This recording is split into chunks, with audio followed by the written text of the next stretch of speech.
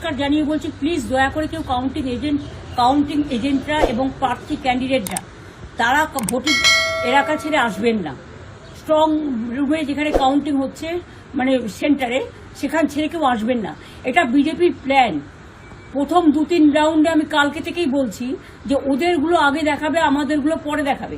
এবং অনেক জায়গায় 2-3 রাউন্ড কাউন্টিং করার পরে প্রায় 100টা জায়গায় কাউন্টিং বন্ধ করে রেখে দিয়েছে। এবং কল্যাণীতে ধরা পড়েছে 7টা মেশিন যেখানে কোনো মিল নেই। এটা টোটাল ফোর্সফুলি সেন্ট্রাল ফোর্সকে দিয়ে চারিদিকে তৃণমূল কংগ্রেসের উপর অত্যাচার করছে, অফিস ভাঙছে, জোর করে দখল করছে। এসআইআর নামে আপনারা দেখেছেন ভোট লুট করেছে যাতে যে সিটগুলো জিততে পারে। কিন্তু এখনো এমন 70টা সিট আছে, 100টা সিট আছে যেগুলো আমরা এগিয়ে আছি, সেগুলো বলছে না। টোটালটাই মিথ্যে নিউজ খাওয়াচ্ছে। আগে ডিআইসিও এই খবরগুলো দিত, কিন্তু তাকে কালকে চেঞ্জ করে দেওয়া হয়েছে। টোটালটাই ইলেকশন কমিশন নিজের ইচ্ছে মতো খেলছে এবং সাথে কেন্দ্রীয় বাহিনীকে নিয়ে। এবং আমাদের পুলিশরা টোটাল মাথা নত করে কেন্দ্রীয় বাহিনীর আন্ডারে কাজ করছে। সুতরাং আমি আমাদের কাউন্টিং এজেন্টদের, আমাদের সমস্ত পার্টির কর্মীদের বলবো, অত মন খারাপ করার কারণ নেই। আমি বলেছিলাম সূর্যাস্তের পরে আপনারা জিতবেন।